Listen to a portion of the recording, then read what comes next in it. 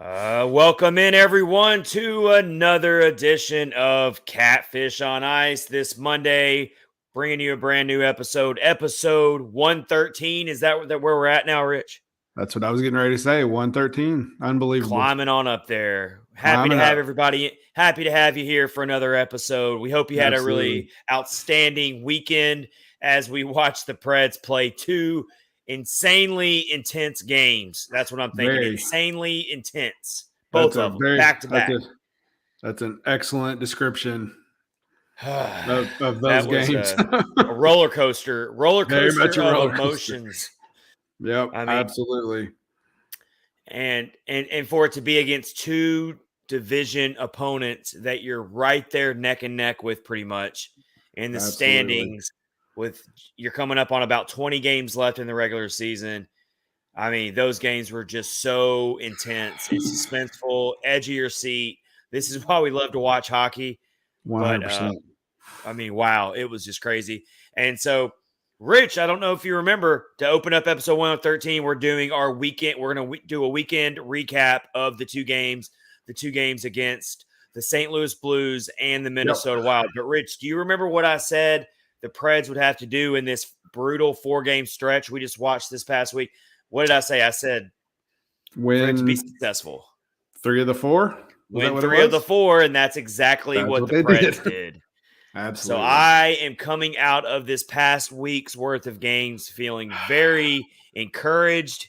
I feel really good about it. I feel way better about this team at this time tonight than I did at this point last week. Yeah, I do. I do too. I was a little obviously disappointed after the St. Louis loss, but when it's coming down to the wire like this, I'm really finding that I am being super critical of everything they do, which is probably not a good thing to do, but just every little mistake I see, I'm like, why'd they do that? So I need to chill a little bit, I think. You're going to need to do what the cool kids used to say, take a chill pill. Take a chill pill. I don't think they say that. I don't think they say that anymore. If you say that now, you're definitely going to show your age. But I think so. But yeah, Rich, you need to take a chill pill. Just a little bit. Now. Mm-hmm. But we're all kind of a little like on edge. Let's be honest. Oh my gosh! Because every little thing. Yeah. Well, I mean, the margin for error remains really, really small when you look at this wild card race. The Preds are. They do have a little bit of a cushion now, at least in the wild card race. They got that first wild card spot at 72 points, so they got a 4-point lead on the Vegas Golden Knights for the second wild card spot, and a 5-point lead now over the Dallas Stars with 23 games left. I like that 5-point lead. That's good.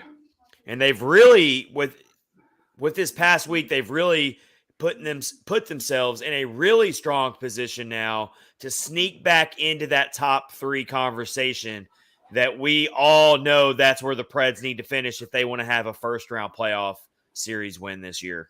100%. Yeah, so they're tied with Minnesota right now, so that's definitely a good thing. If they could just somehow turn up the heat a little bit and just like string together some wins, it would be awesome to see him get that 3rd spot.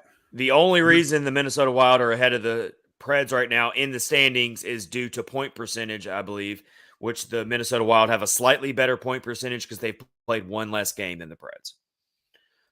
So, yeah, it was a big week. It was a big, productive week for the Preds, winning 3 out of 4. That was circled. This past week was circled on everyone's calendars of like, okay, this is put up or shut up time for the Preds. And for them to go out and win 3 out of 4, and they had a very good chance to win 4 out of 4 going down the stretch of the St. Louis game. But that game was just, you want to talk about a roller coaster of emotions. But we are going to recap the weekend to open up episode 113. We are a week away from the trade deadline, Rich. And no Philip Forsberg contract. No, we still know nothing.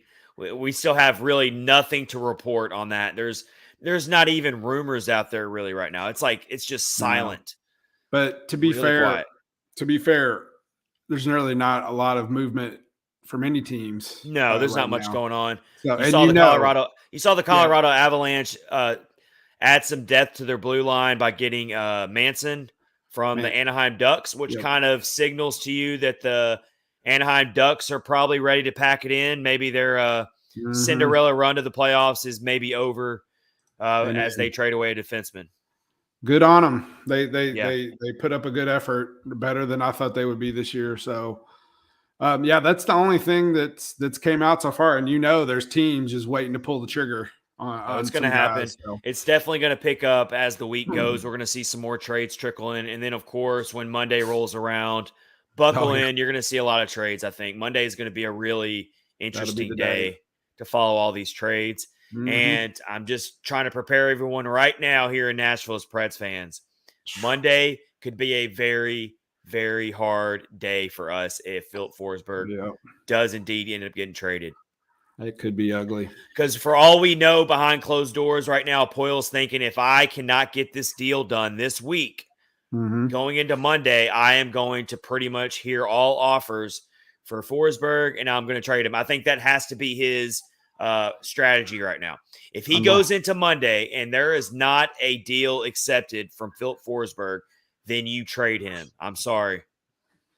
I don't see how you cannot, unless they've got some kind of gentleman's agreement to not that he's gonna they'll work something out down the road, but I don't even know if you can even now go with that. That's scary. The counter argument to that is you trade away Forsberg when you're in the middle of possibly finishing in the top 3 of the division. You trade him away, then likely you're pretty much saying, okay, we're gonna give away our chances of doing anything significant in the playoffs, or possibly even making it the playoffs at that point. Like, because you still have over a month left in the season.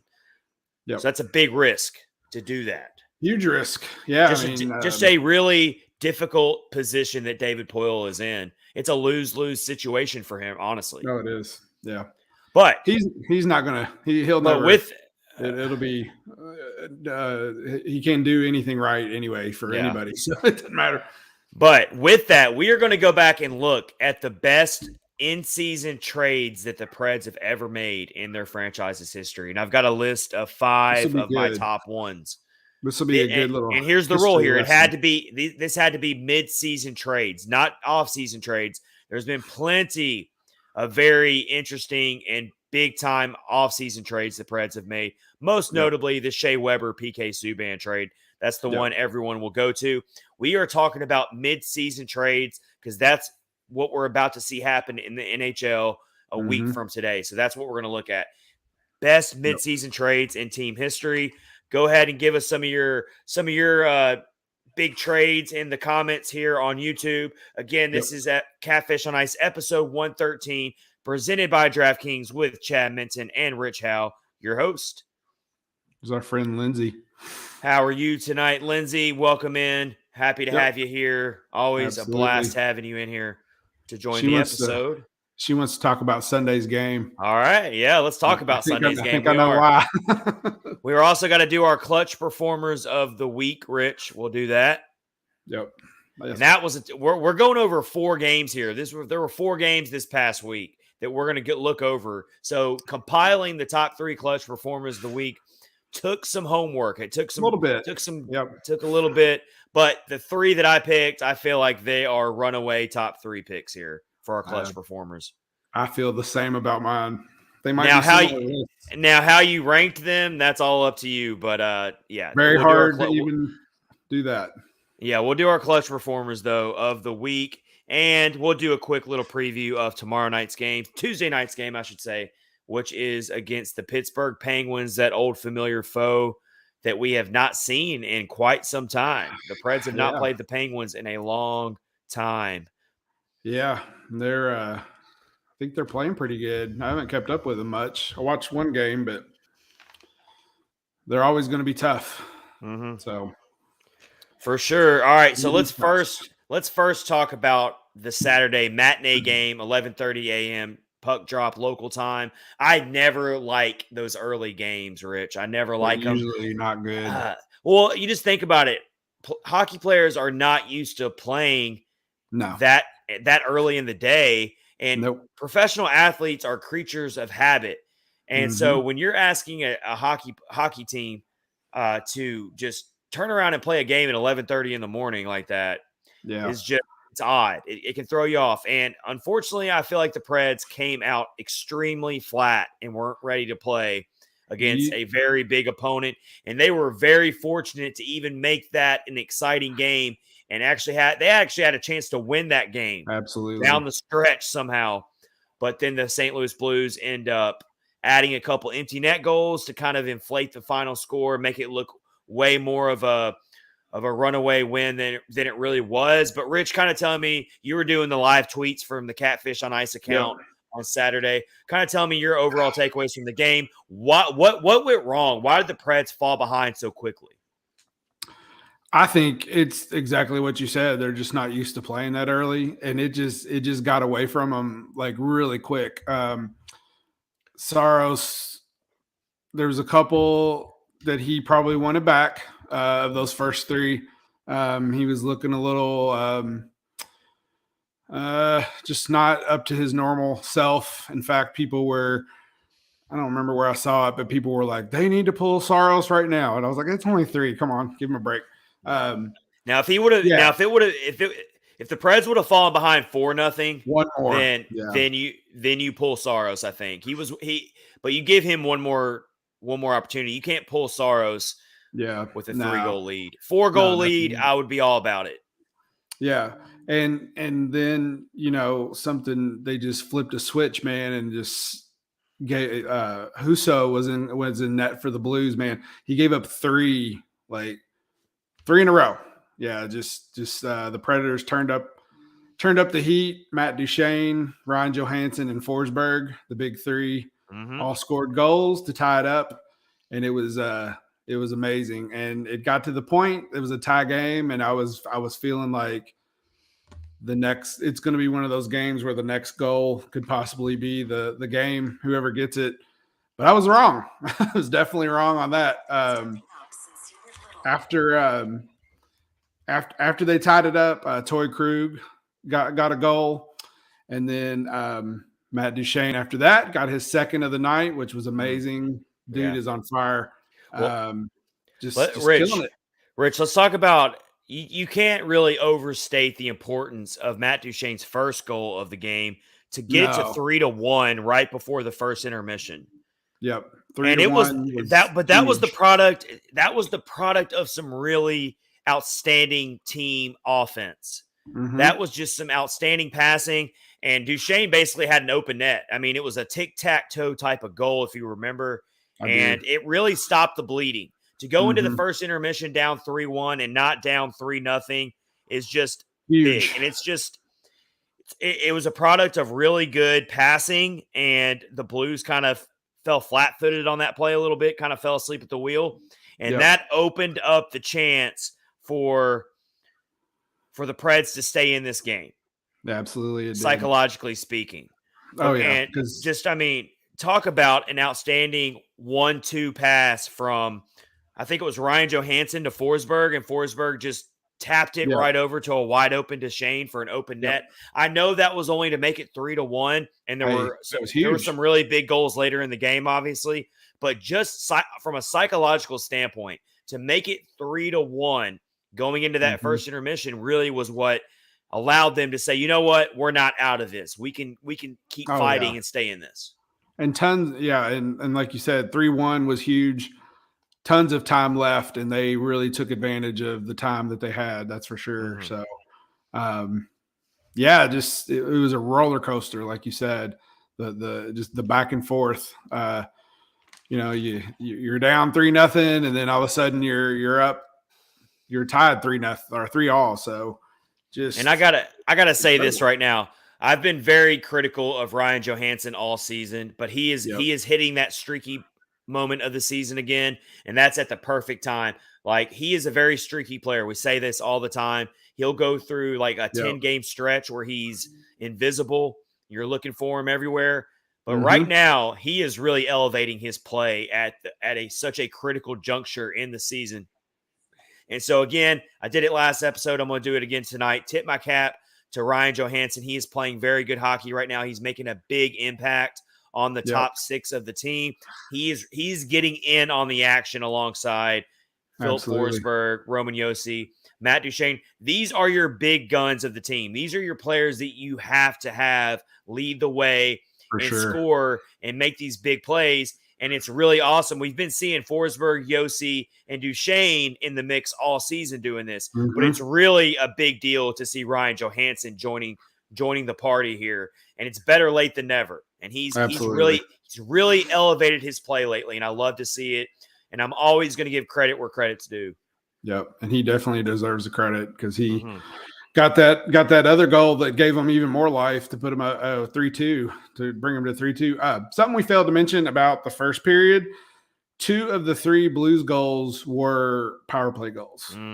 Same old song and dance. Same old song and dance. They got into some trouble, and they got bit twice, and then the other one was just a normal goal. But yeah, the penalty box thing, man, that was well, bad. Unfortunately, it looks like the Preds penalty kill is starting to fall back on hard times again. It's starting to be like once again not very trustworthy at all. Yeah. Are you kind of seeing the same thing? It kind of feels like it, especially when you're going up against the Blues. I mean, as much as we dislike the Blues, I mean, they're still 6th, so they're 16th. Yeah. They're right in the middle in their penalty kill. Yeah. But when you commit that many penalties like we know this team does, your penalty kill is going to have to be much better than that once you get into the playoffs. Absolutely. Yeah, for sure.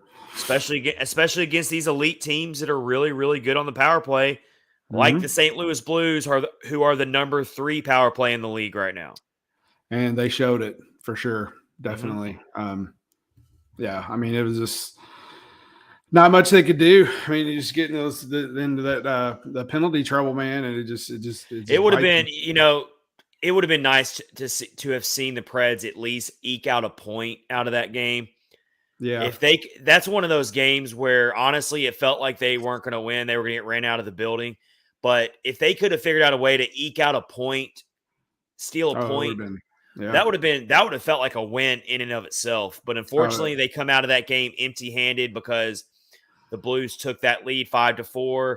And then a lot of people were kind of upset that they pulled UC Saros so early. It was a little chatter weird about that.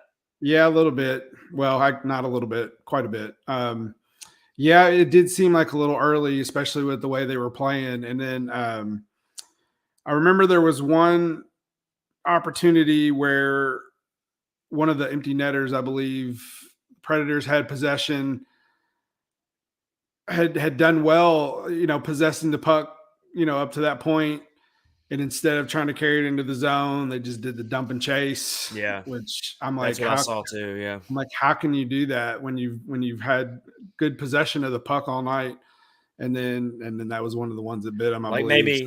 Maybe they could have taken their chances a little bit longer and tried to manufacture a goal without pulling Saros so soon. Yeah.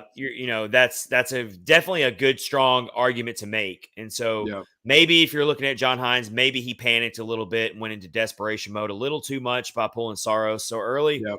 But be that as it may, the Preds lose to a very, very good St. Louis Blues team.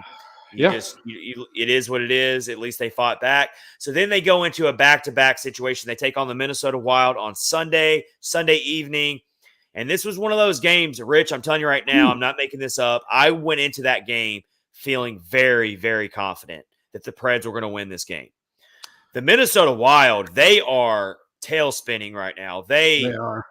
I mean, they've got their hazard lights on. They're pulling all over to the shoulder, and they're just looking to figure out a way to make it down the interstate right now. I mean, they are just a mess. Yeah. And the Predators really took advantage of a struggling Minnesota Wild team right now. So it was nice to see them go in there and kind of take care of business, kind of expose Minnesota a little bit. It was a big game for them to flip the script, not turn this into a losing streak, flip the page really quick from the tough loss to St. Louis. This is the makings of what really good teams do. What really good teams do is when they take a really heartbreaking loss, they don't dwell on it. They go into the next game And remember when the Preds were having all these days off in between games, Yeah. and we kind of hated it because it's like, man, they got to, every time they take a loss, they got to wait 3 or 4 days to get back on the ice. So it was I think it was kind of a good thing that the Preds could get back on the ice really quick the following day and make up for it. And they just came in really focused against Minnesota. Yeah, I agree. I used to kind of dread the back-to-backs a little bit. I don't remember when – it's probably not been that long when they had one, but – it was back in January. January was their last back-to-back, yeah. Okay, so it's been a little bit, but they looked really, really sharp, and it was impressive because I know they finished up – they finished up pretty early in Nashville and then flew out or whatever, but they looked really sharp, and they did not look one bit tired at all to me. I don't know what you thought. I thought they came in really focused. I mean, they played a really clean, complete game in another big division game. I mean, if they want to be in the top 3 in the division when it's all said and done, the Minnesota Wild are kind of that team that you're going to have to kind of jump ahead of, obviously. And so that's a big win. So they get 2 big division wins this past week and really bolster their standing in the playoff race by beating the Stars, by beating the Minnesota Wild, and also pushing back the Anaheim Ducks, who are trying to stick around in the wild card race. So it was a very productive week in terms of the playoff race for the Nashville Predators. And if you really look at the St. Louis game, I mean, obviously a horrible start, but the push that they put forth to get back into the game, and it could have went one way or the other. Truthfully, when it got toward the end or in the third period, I mean, you gotta love the fight and that they didn't give up. So I mean, they lost, but you can't be too awful mad about it, except for the beginning of the first period or whatever. Mm-hmm. And you're seeing the leaders of this team finally be the leaders that live up to their reputations, live up to being, the leaders of this team. And for so long, the last couple seasons, with the exception of Roman Josi, right, a lot of times these top players would just not show up in big moments. Yeah. Especially Matt Duchene. 100% Matt Duchene, for real. But all week in these critical games, you saw the top core of your lineup really step up and produce. Yes. And you look at Forsberg had 2, Roman Josi had 2. I mean, that's your 2 top producers right there. So you got to be happy with that. That's for sure. For sure. Yeah. Definitely happy with that. So a strong week. The Preds are right there in the thick of it, but there's still a lot of work to be done with 23 games left. Totally. And they could still very easily go one direction or the other. That's what's so exciting about this playoff race is there's just no wiggle room one way or the other. And every team that's in this playoff race right now are feeling the same pressure. Which team's going to fold? Which team is going to take control of the matter? That's what the Preds are trying to do. And coming out of next week's trade deadline, there's going to be some teams who are going to look very, very different one way or the other. So that might clear some things up. We'll see what the Dallas Stars decide to do. I'm still really interested to see what their trade deadline strategy is going to be. See if they decide to ship off some of their top players. So they signed Pavelski for one more year. All right, so take him off the board. Take him off the board. Take him off the board. As far depends on what else, what's going to happen. Mm-hmm. I mean, they don't have too many more left. Something we need to touch on real quick about the Minnesota game was Dave Riddick playing excellently. Yes, for sure. He played a really strong game. For not getting to play much, gosh, man, kudos to him. 26 saves on 28 shots, and he made some really big saves. Like Big Save Dave is what they call him for a reason. That's right. And I will tell you, the first goal that Boldy scored was right above his shoulder, right above Riddick's shoulder, in a 4-inch slot that you could put the puck in, and it was just pinpoint accuracy. Like 9 times out of 10, that's not going to go in. So, yep. Riddick, David Riddick's won 4 of his last 7 starts. Yep. So he's really starting to get some goal production behind him as well. Like he's starting to get better team play in front of him. He's won his last 2 starts. His last 2 starts were about 3 weeks apart from each other because the last game he played was that big win over the Florida Panthers, which was almost a month ago. Was his last when he made 48 saves. Yep. Yeah. And I actually, you always get a little nervous when the backup plays, but I think it was a good move because Saros, he had a rough game in St. Louis.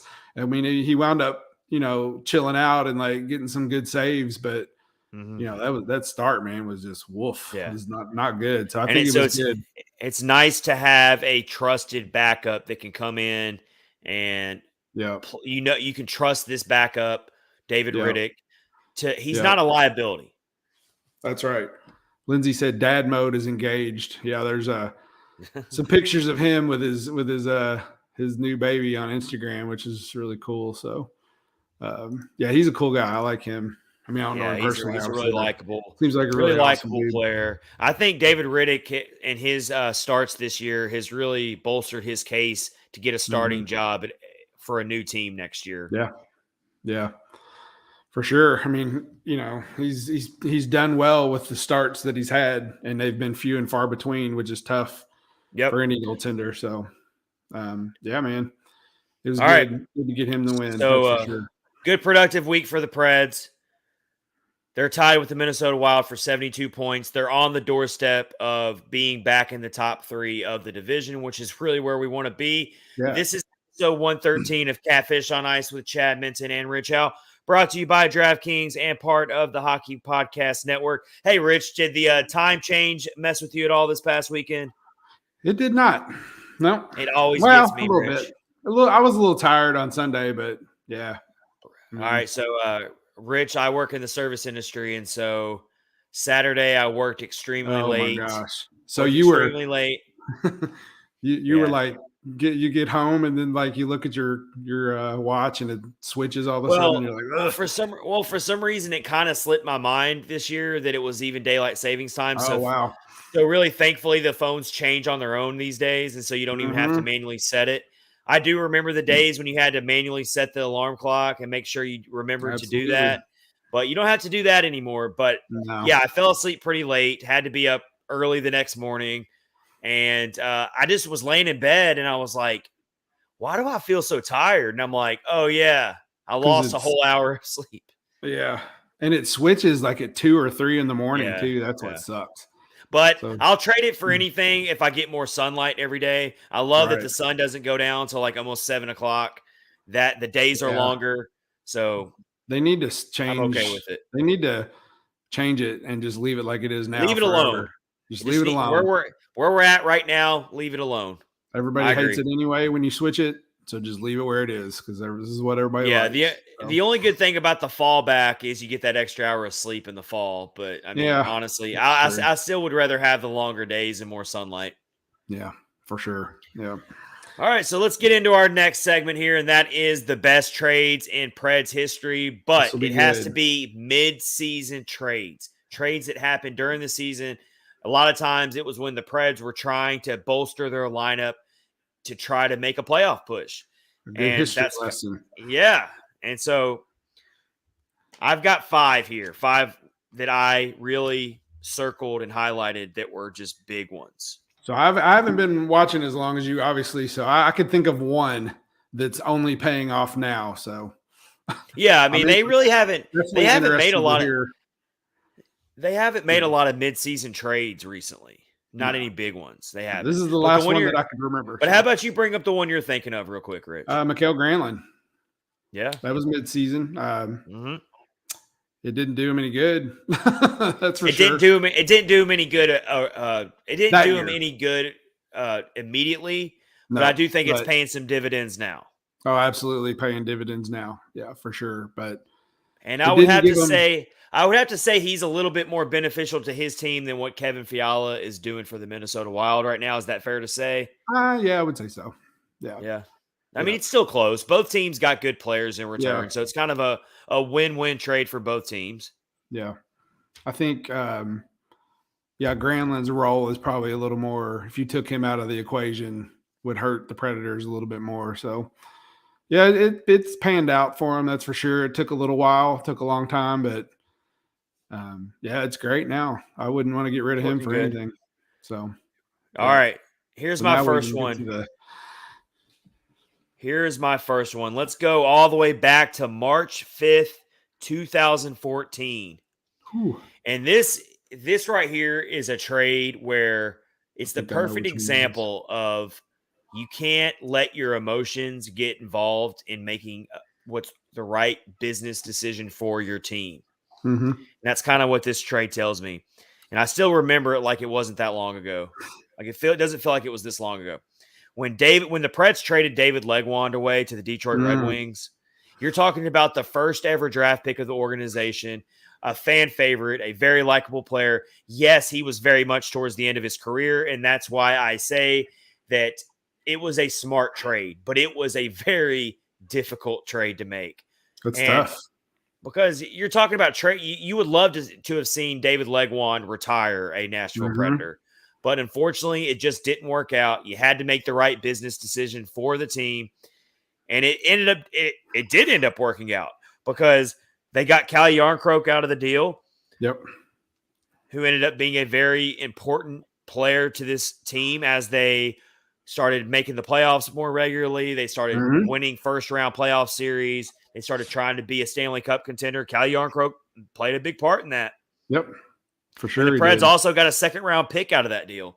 And David Legwand was never really the same. He never really did much after he was traded. He remained kind of a veteran, a steady veteran that could give you some leadership, but he never really had any big seasons after that. So ends up being a really smart trade. So that's my first really strong midseason trade that I came across. Yep, that's a good one because Legwand still has a lot of the records still in place for the Predators. So yeah, but those are about to fall, Rich. Those are on going to fall. Those records are on borrowed time. They're about to come crashing down. Whether it's Roman Josi, Philip Forsberg, those two guys are going to. Well, we'll see how much longer Forsberg's in a Preds uniform. But if anything else, it's going to be Roman Josi that breaks them all. Yeah, for sure. I would say so. All right, here's my next one. This one we're going way back, Rich. We are going way back, and I think one of our listeners brought this one up. Actually, Johnny on Twitter brought this one up. So good job on that one. Also on my list, we're going all the way back to February 16th, 2004. Holy moly. Rich, what were you doing in 2004? I don't even remember what I was doing last week. No idea. No clue. Right, so in 2004, I was still in high school. Yeah, I wasn't, but I was a sophomore in high school. But anyway, that's going way, way back. The Preds trade 2 second-round draft picks. That's all they had to trade away, 2 second-round draft picks for Steve Sullivan. Oh, and Rich, I know you weren't watching the Preds then, but I'm sure you've heard a lot about Steve Sullivan. Yep, for sure. This acquisition was a really big deal for the Preds because the Preds had never really had any dynamic scoring type of players on their team up until that point. They'd only been around for 6 years at that point, but they lacked any type of offensive firepower for a long time. Steve Sullivan kind of flipped the script. This guy was a breakaway artist. He knew how to score shorthanded goals. He was fast. He was electrifying. And to get him for 2 draft picks. Oh, yeah. And he ended up playing 6 seasons with the Predators, scored 100 goals, 263 points, had 7 shorthanded goals in his time with the Preds. 7. Wow. That's a lot. 16 game-winning goals. And then, of course, Johnny on Twitter said, for my yet-to-come list of best home wins in Preds franchise history, when they hit 500, which they are 6 away from, spoiler alert, a game in my top 5 includes a great midseason trade. Hashtag Sullivan Hattie. There you go. So he kind of gave me that was a good one. Good. So good job, Johnny. Johnny, thanks for watching the show. Thanks for listening. We appreciate you. Here we gotta say hi to our friend. This is UC Sorrows again. Oh yeah, Dead Cell. What's up, man? Yeah. What's up? How are you doing tonight? He graduated in 2004, he said. So he graduated the year that they got Steve Sullivan. All right, awesome. we're aging ourselves tonight. All right. Yep. Let's go to the next one. All good. I'm going back to 2011 with this one. All right. Rich. February 10th, 2011, Mike Fisher gets traded to the Preds from the Ottawa Senators. All it took was a first-round pick and a third-round pick. That's a good one. It's definitely a good one. Considering how important Mike Fisher was to those playoff teams, because that following season, or that exact season that Mike Fisher came to the Preds, I believe. Let me make sure I got my timeline right here. But that was when the Preds finally broke through and won their first ever playoff series. Yep. Mike Fisher was a part of that team, a big part of that team. And to get Mike Fisher for such a really, you didn't trade away that much at all. I mean, that's got to be up there as one of your best midseason trades the Preds have ever pulled off. That's for sure. And then you eventually, through that trade, got Carrie Underwood hanging out at the Preds game. So. Yeah. He ended up being he was a big national draw for the team. Oh, yeah. Yeah, for sure. Yeah, so Mike Fisher would have 7 points in 12 playoff games that first season that the Preds beat the Ducks in the first round to get their first ever playoff series win after losing in the first round in the first 5 appearances that the Preds made in the playoffs. So Mike Fisher played a big part in helping that team get over the hump, finally win a first-round playoff series. There you go. Man, that was a long time. That took a long time. All right. This one should be number 1 on everyone's list. And if it's not number 1 on your list, then I don't know what you're thinking. This was technically I wouldn't call it a mid-season trade, but it definitely happened during the season. And it happened on a really weird season, a shortened season due to the lockout. Right. I'm talking all the way back on April 3rd, 2013. That was when the historic highway robbery of the Washington Capitals happened, and the Preds traded for Philip Forsberg. They sent away Martin Erat.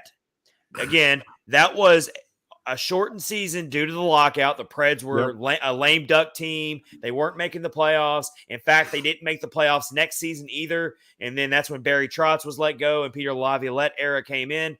That's all kind of when Philip Forsberg came into the mix. But Philip Forsberg didn't really break in and start making an impact on the team until when Peter Laviolette took over. Right. But there were like 10 games left in that season when they made that trade. It was a very low-key trade. It didn't get any headlines, really. It wasn't that big of a deal. Forsberg hadn't even played an NHL game yet. Yep. And the rest is history. But, yeah, boy, they're probably wishing they had that back. For sure. Yeah, that's crazy. And it's crazy. Perfect timing to be talking about this Forsberg trade as we go into the week, not knowing if this is the last week that Forsberg's in a Preds uniform. Oh my gosh, I just can't. I'm sorry. I know, man. We have to prepare ourselves mentally, though, Rich. We have to get ready for it. Man, I don't know. I don't even know what to say. It's insane that it's not done by now. It's just crazy. It just makes no sense. If they trade him away, which like we talked about earlier, and I know we didn't want to get on a Philip Forsberg rant, but if they trade him away, if something happens, they're done. They're done for the season. There's just no way. Without him. Anyway, go ahead. I got some honorable mentions here. That didn't make my top list, but I still should bring them up. Yep. So January 6th, 2016, the Preds traded Seth Jones for Ryan Johansson. That's a good one. That's worked out. It's worked out.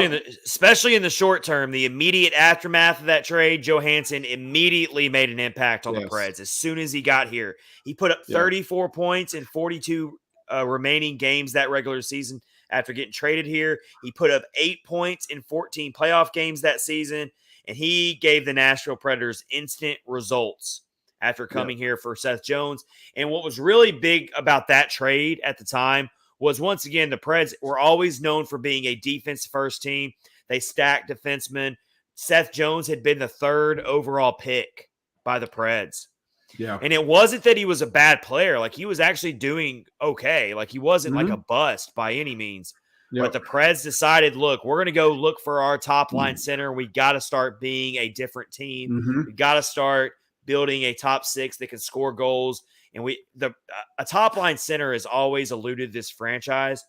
So Ryan Johansson was supposed to be that player that could do that. They kind of looked at Seth Jones as kind of expendable because they had so many other defensemen coming up through the ranks. So they made this big trade, and I'm not going to call it one of the best trades ever, but it definitely has worked out in their favor. It worked out in their favor. Yeah. Seth Jones had a pretty decent career in Columbus. He had a good run. That's why I can't say that they just completely won the trade, because we'll never know what Seth Jones could have pulled off while staying in Nashville. But looking back on it now, I would still pull off that trade and take Ryan Johansson for Seth Jones. You have to. Yeah, pretty much. In hindsight. Yeah, for sure.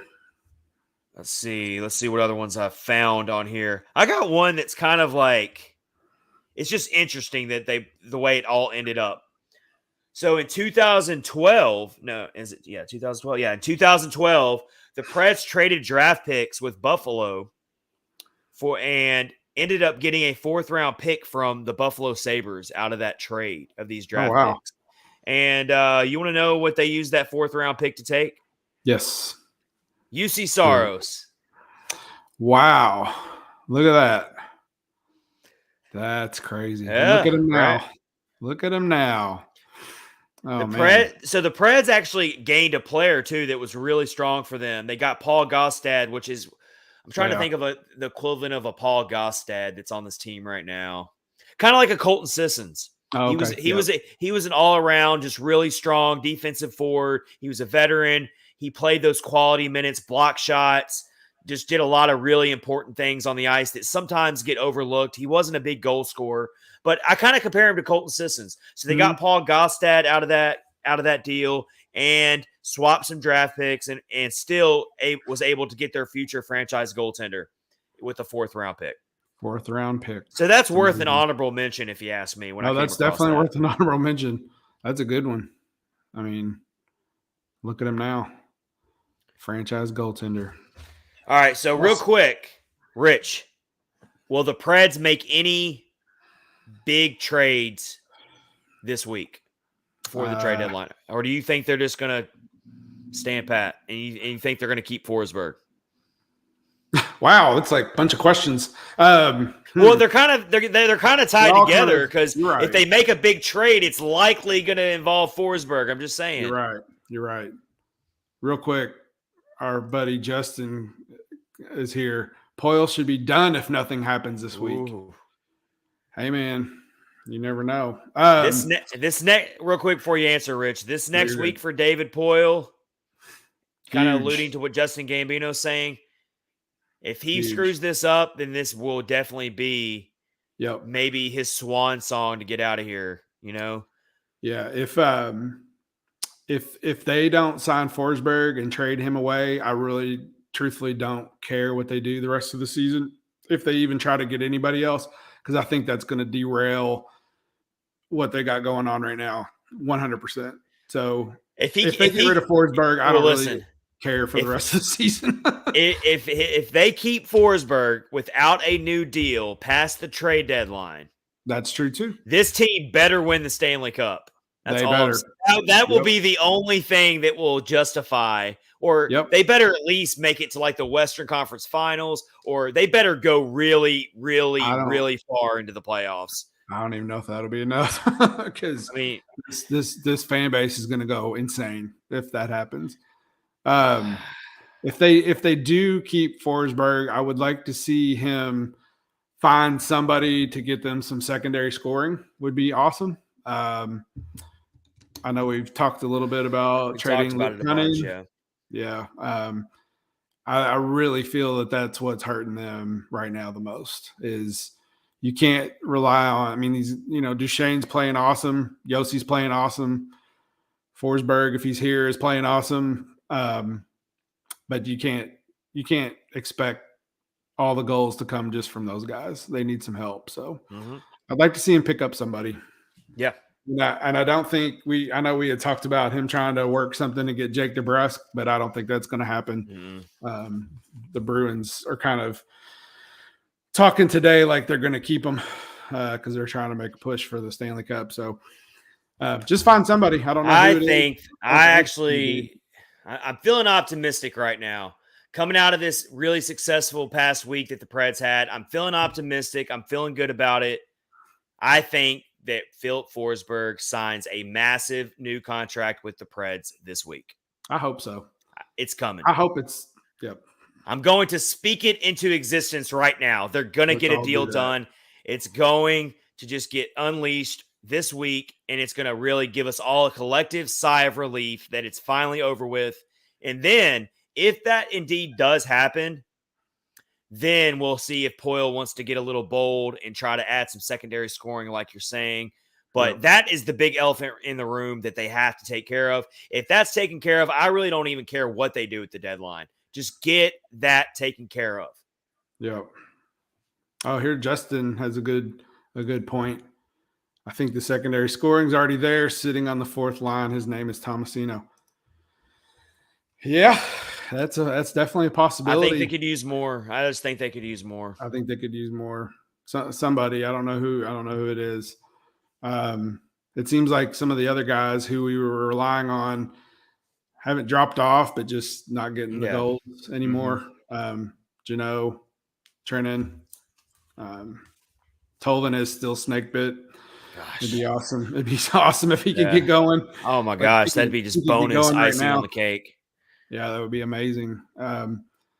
Yeah, just get it done, man. Pay that dude what he wants. He's worth it, I think. So, all right, pay him Yossi money. So those were our best midseason trades in Preds history. If we missed any, please tweet the show at Catfish Ice, or if you're watching live right now on YouTube, comment on the show. Let us know if we missed any midseason big trades that the Preds have made in their history. Go back and let us know what we missed. I'm sure we missed one or two that were good ones. Just let us know. All right, we are presented by DraftKings, which is an official sports betting partner of the NHL, and the NHL season is rolling right along. It's only about 20. We got a little over 20 games left in this season, Rich. But this season has been packed with dirty dangles, hat tricks, and big wins. As the action rolls on, DraftKings Sportsbook, an official sports betting partner of the NHL, has your shot to win big too. Now, customers can bet just $1 on any team and get $150 in free bets if they win. Speaking of that, Rich, we're going to do a new segment tonight, the Catfish Cold Hard Picks.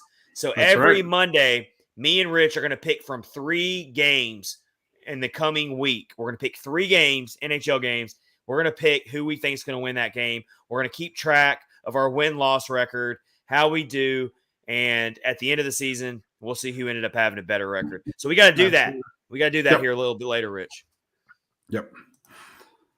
But yes, DraftKings has that's what the deal is going on with DraftKings right now. You pick a team to win. All you got to do is bet just $1, and you can win $150 in free bets if that team wins.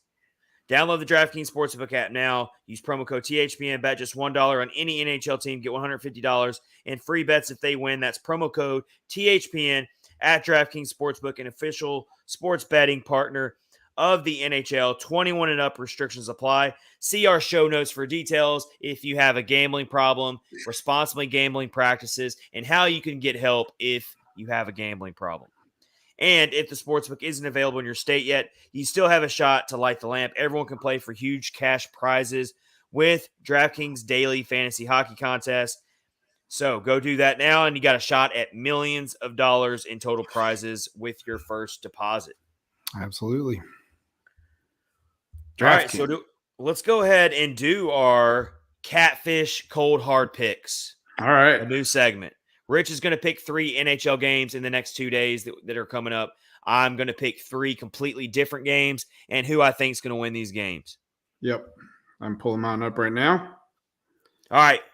My first Catfish Cold Hard pick of the week is we're going to go to a game that I think is going to be a very interesting and fun game to watch, especially if you're a Preds fan, because Oh the yeah, outcome of this game kind of impacts where we're at in the standings. It's probably going to be like that for the rest of the year with this team. I got the Stars beating the Toronto Maple Leafs in a close one. That's my first pick.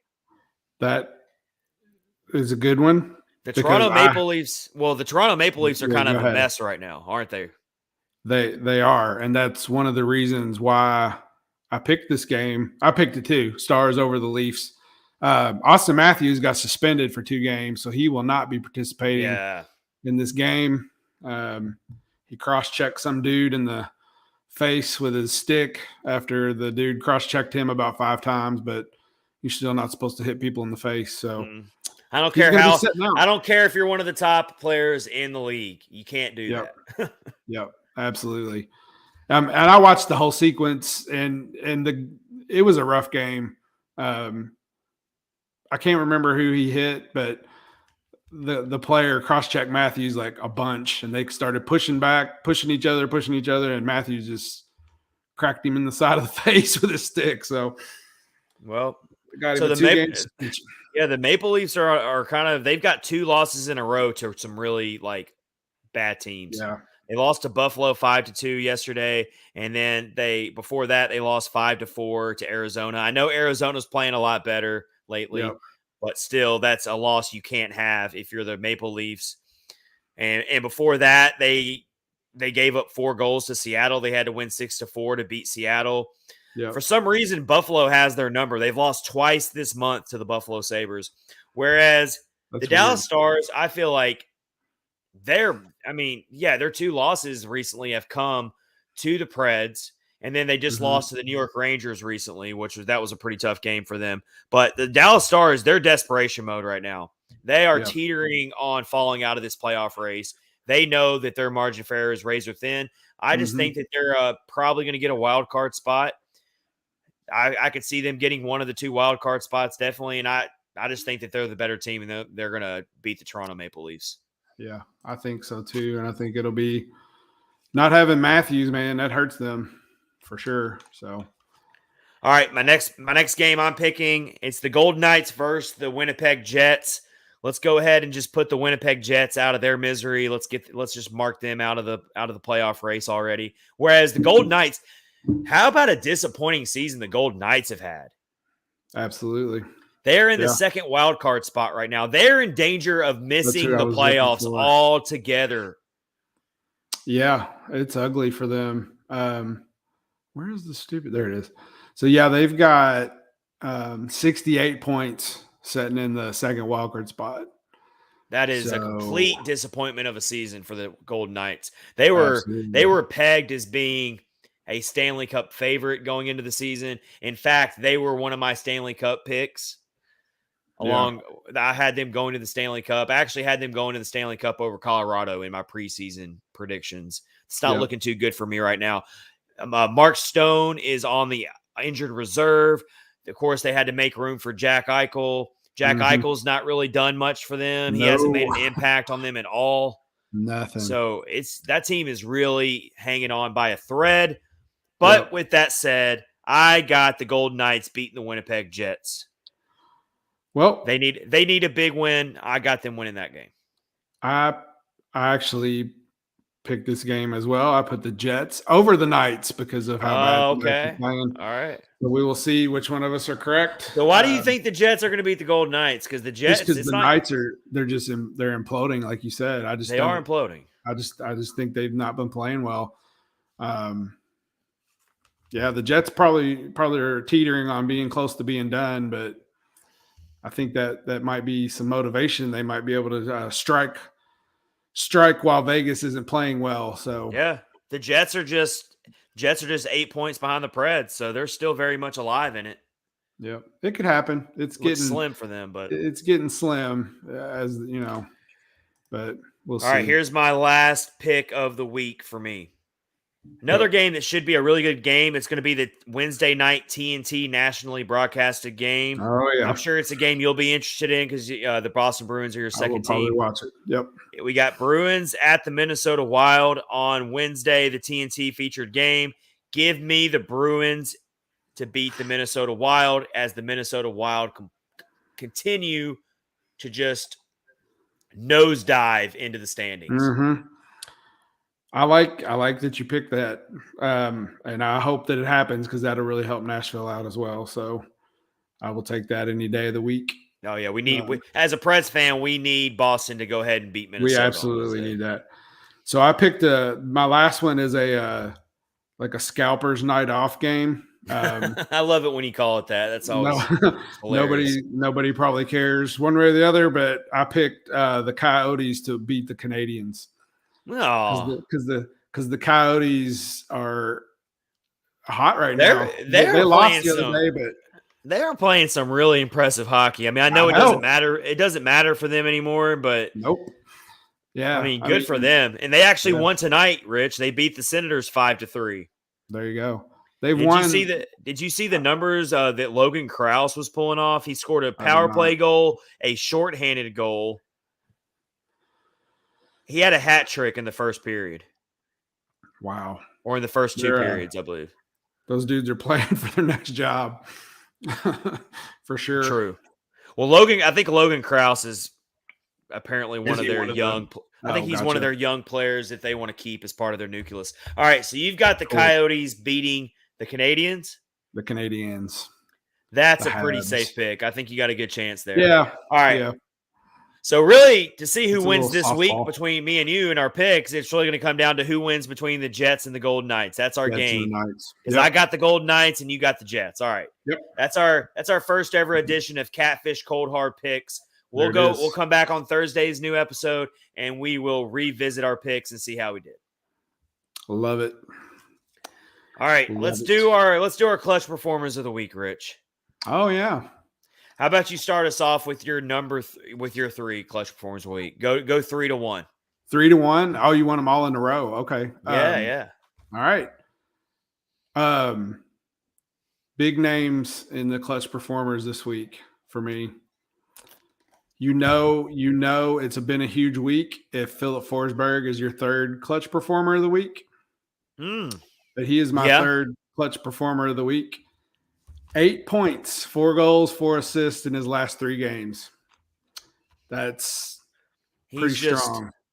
It's pretty much just expected that Forsberg is going to get a couple goals every game or get like a couple assists it's just you expect it now. If it doesn't happen, then that's when you're surprised when he doesn't do it. Absolutely. Yeah, man, he looks good.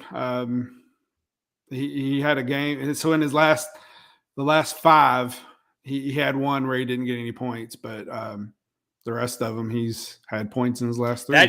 That game tying goal against St. Louis was really, really pretty. Oh my gosh, absolutely! That little wrister that he threw, he just pinpoint accurate, to tie it at 3 in that game. That's the one that really stood out to me this week for sure. All right, so my number 2 is going to be Matt Duchene. 9 points since last week's clutch performers. 11 points in his last 5 games. You can't get much better than that. I mean, So this race to break Victor Arvidsson's single season goal record reminds me of the Spider-Man meme where Spider-Man's pointing at Spider-Man's they're both pointing at 2 Spider-Mans are pointing at each other. That's Matt Duchene and Philip Forsberg right now. Who wants to break this record first? Absolutely. Before I give you my number 1, Lindsay says Duchene, Joey, and Phil. So that's good. Yeah, that's Ryan Johansson cracking into the top 3 for you there. Ryan Johansson. But number 1 has to go to the captain. 7 points since last week's clutch performers, 11 points in his last 5 games. And I'm going to read the stat that the Nashville Predators put out today. Yossi is the first NHL defenseman with 4 or more 4-point games in a season since Washington's Kevin Hatcher in 1992-93.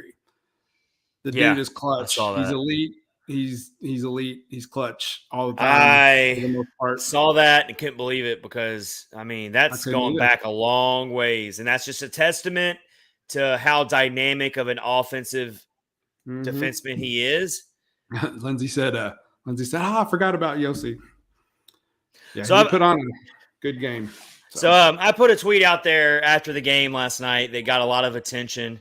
I put, hey, there's a captain named Roman Yossi that y'all refuse to talk about as top Norris Trophy candidate. We present another exhibit to the case. Preds up 4-2 on a rope from Yossi. So that was during the game last night. Yep. And got a response from Brian Perkins. And I just kind of want to read this thread here. Oh, okay. So Brian Perkins, I said I would talk about this with him on Awesome. in the conversation. And he brings up some really good points about Yossi, saying he's definitely not the best defenseman for the Norris Trophy. He's a great offensive player, basically, but he doesn't play defense. He doesn't kill penalties effectively. He puts the Preds in really bad situations with his defense.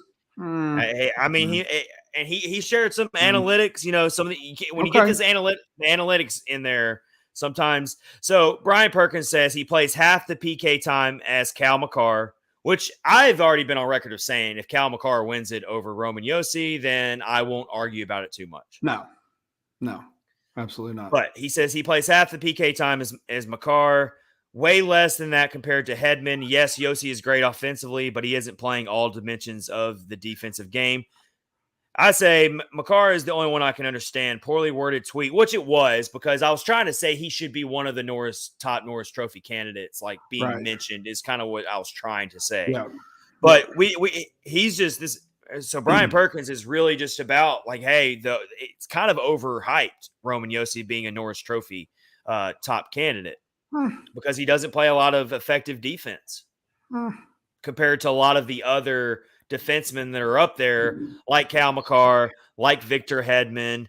Those are the ones. He even goes on to say, and I found this very interesting. He even said that Ekholm and Carrier are more effective defenders than Yossi as defensive defensemen. Okay. Yeah. So he makes good points. He does. I also said if you take Yossi off his Preds team, then this team isn't sniffing the playoffs.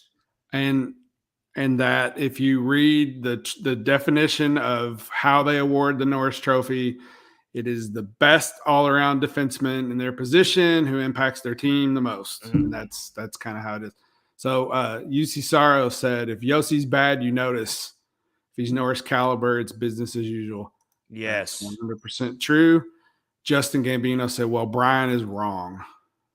So, yes. So, Brian, I'm not trying to come down on Brian Perkins. He's clearly studies the game and knows what he's talking about for sure. I'm not coming. I just found it was a very good thread, and we just come out of it disagreeing. But I do respect a deferring opinion and not a popular opinion because he's going to be there's not going to be a lot of people who agree with him on that. But I respect it. He brought some really good stats in here that I want to share. He says his pairing is far below Ekholm and Carrier's pairing when it comes to goals against per 60 to the tune of 0.50 goals per 60. Yossi isn't killing penalties with under 40 seconds. Penalty kill per game coming into tonight. Hashtags are easy. Okay. I mean, when you look at it, yes. But if you take Yossi off of that team, they're done. Well, so it's how he impacts the team. So. Yossi is not a prototypical defenseman. We all know that. He is a offensive, dynamic skater that happens to play defenseman. I get that.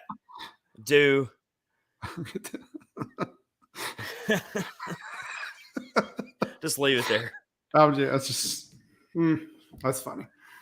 That's good stuff right there. And then Brian says, when you can't support him as a defender, you divert to how the award sometimes gets voted. Again, this is why Pred pseudo media is a joke. As a defender, support him being the best. You can't do it based on the penalty kill, goals against per 60 at even strength, only on offensive aspects, quote unquote, greatest all around ability. So Brian's just not very high on Roman Yossi, and that's fair and that's okay. And that's He absolutely seems fine. to think that Roman Yossi is just an offensive player. He's a really good offensive player, but he doesn't do anything else. But, okay. But it sounded fine. like he did agree that he should be in the conversation. Top 4. Did he agree with that? No? We didn't get into that. I told him that I would address this thread because I thought it was a good back and forth thread there that everyone can go read. But I told him I'd address it on Catfish on Ice tonight, so I did. Yep. I was hoping maybe he was listening so he could comment because I welcome the debate in here, but I just wholeheartedly disagree with Brian Perkins. Roman Yossi is, at the very least, a top 3 Norris Trophy candidate. I would agree. This is something funny from Justin Gambino. Makar and stuff is so great. That's why they just traded for a defensive defenseman today. Oh, that's good. And Lindsay said, Yossi is a Norris caliber defenseman. This coming from Flames first fan. The year Gio won the Norris, he scored lots of goals and he made huge defense plays. I love that Lindsay is from Canada and spells defense with a C. That's amazing. All right, so fair enough. We'll agree to disagree, Brian. But I do respect your opinion. Absolutely. And I do respect it's an objective opinion, and I appreciate it. I just happen to disagree with it, and it's okay. While we're talking about Yossi, that tweet you mentioned when he hit that big one-timer from the blue line to score that goal, that was amazing. That was just awesome, just to see him just power that goal in there. Well, he did the same, and he did the same thing against the Stars to get a win. Yep. Just love it. Love to see that. All right. Anyway, so that's your clutch performance of the week. All right, let me give you mine. Yep. I got the same 3 players, Rich, but I got 1 and 2 swapped up. Cool. I actually gave the top clutch performer of the week to Matt Duchene. It's tough. It was tough to do. It was tough, really tough to do that. But when I saw that tweet about the four point games, I was kind of pushed it over. Just because Yossi had a couple games this week where he was kind of I don't want to say he was invisible, but he just didn't make as big of an impact. Whereas Matt Duchene's showing up every game right now and just going on a tear. He is just skating so effectively. He is just really on a mission. And you're starting to really see Matt Duchene come into his own as a member of this team. Unlike Phil Forsberg, you fully expect Matt Duchene to be on this team for the long haul, to be here for a while, for the foreseeable future. And you can tell that he really, really wants to make it right here in Nashville. And he just is laser focused. He is. And I mean, such a good thing to see from him after the 2 seasons that he had. He's done so well this season. He's done better than he has the past 2 combined. And it's just such a good thing to see. He's an awesome player. And here's another thing to think about going back to Philip Forsberg is as far as if you do trade him this week, you are going to be breaking up that dynamic duo of Forsberg and Duchene. So not only are you losing Forsberg, but you're likely going to damage Matt Duchene's production as well, because he is not going to play alongside the very talented Philip Forsberg anymore. They're not going to be able to feed off each other anymore. You're going to shake up the top 6. You're going to have to figure out a new line for Matt Duchene, and it's likely going to also hurt his production as well. Oh, yeah. So it's just that's a whole nother aspect of this Philip Forsberg thing is it's going to be a domino effect if he's no longer on this team for the rest of this season. It's going to shake everything up. Matt Duchene being the first player that really gets affected hard by it. Yep, absolutely. Yeah, I don't even – it's so much to even think about what will happen, the dominoes that will fall with him being gone. Yep. Matt Duchene this week had 4 goals, 5 assists, 10 shots on goal, even threw in 3 block shots. Like I said, his skating is just really his puck possession, his ice vision, all the aspects of skating effectively is just really making that line cook right now. he is just as beneficial to Philip Forsberg as Philip Forsberg is to Matt Duchene. And, of course, Mikael Granlund as well being on that line. Yep. So let's hope they can keep them together. Yeah, man. Yeah, because if that's they don't, our clutch performers of the week. We're going into a crazy week here, of course. We're all going to be on pins and needles waiting to hear what happens with more trades around the league and what's going to happen with Philip Forsberg.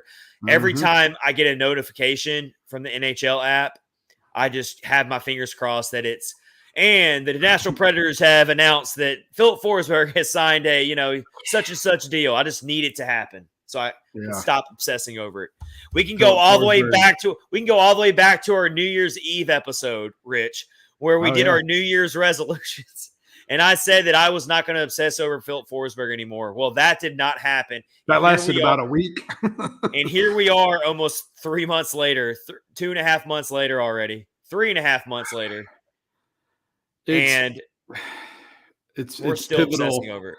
It's pivotal to what this team is going to do the rest of this season and beyond.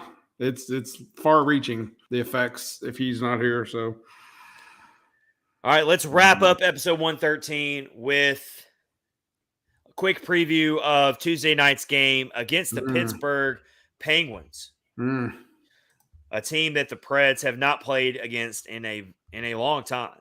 They haven't played each other this season, I don't think. Unless I'm missing it. Nope. Have they? No, they have not. And so it's been a while. It's because they didn't play each other last year with the 56-game season. So they haven't played each other since 2 seasons ago.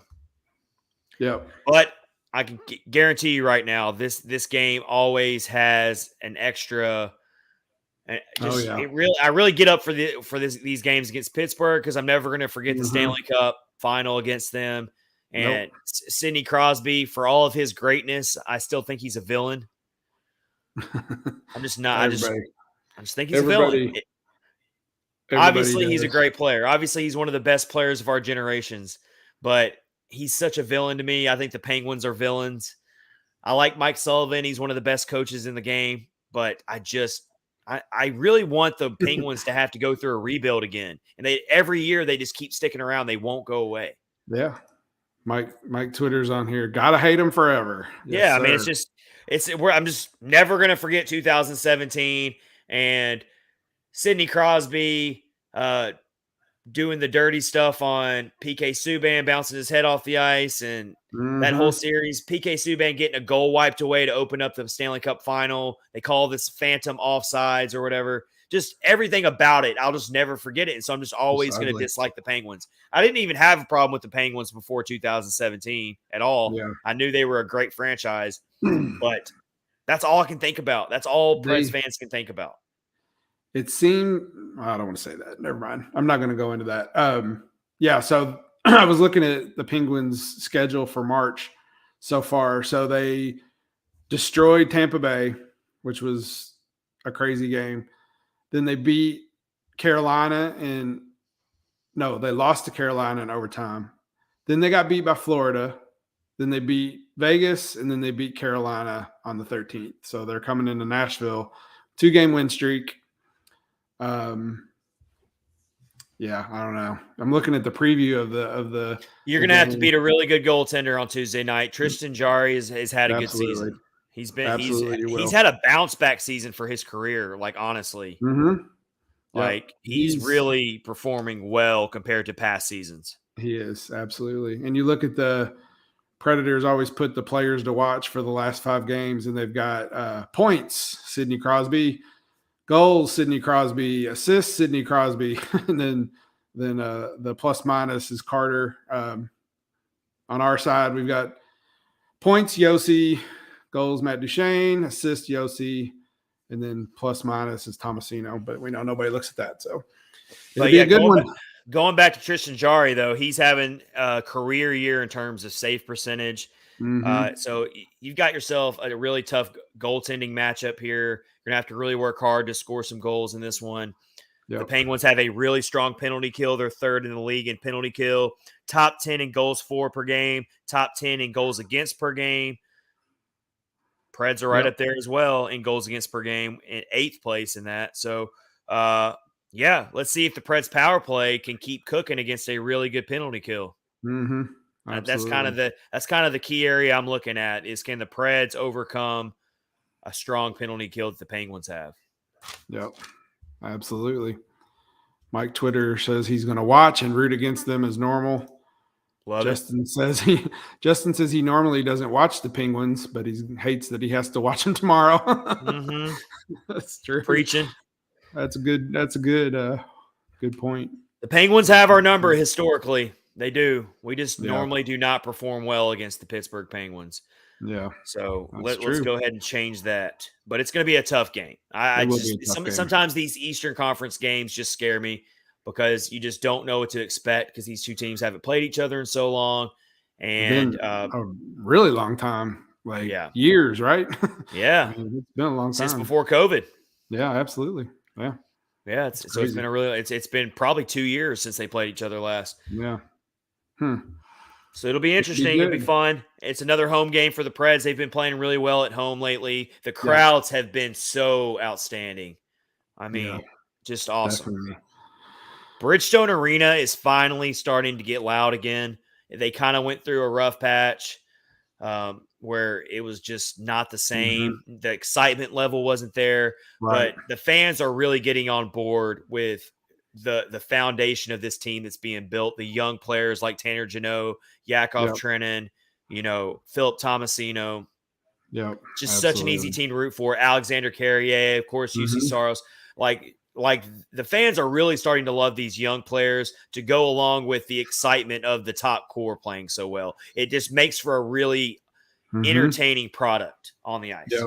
Yep. All of their for teams, usually your fourth line, even your third line guys, obviously who they are, but like a lot of people know who Tanner Jeannot is. A lot of people know who the Herd line is. All the Predators fans love Philip Tomasino. We all love Eli Tovanen, even though he's, snake bitten or whatever. So yeah, it's good to get excited for these guys and to just show them that much love. So it's awesome. Absolutely. All right. So we will see you later this week for a new episode. We got a really awesome guest joining the podcast on Thursday. Robbie Stanley from 102.5 The Game is going to join us. And we are pumped about that. We cannot wait to talk to Robbie Stanley, one of my favorite Preds follows.